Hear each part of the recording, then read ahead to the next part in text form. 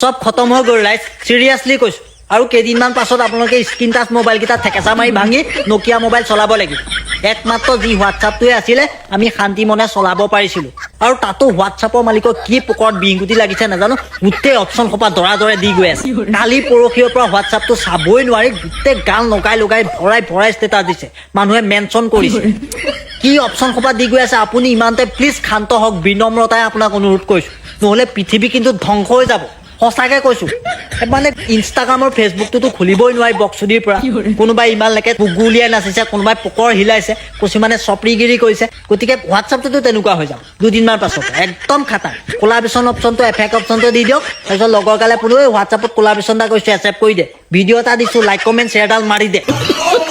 তাৰপিছত লাহেকে হোৱাটছআপডালো আনইনষ্টল মাৰি দে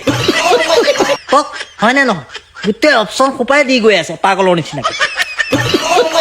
আৰু ল'ৰাবিলাকে যে ছোৱালী এজনী ভাল পাব পাৰিছিলে দূৰ দূৰণি হোৱাটছআপটোৰ ভৰসাতে একমাত্ৰ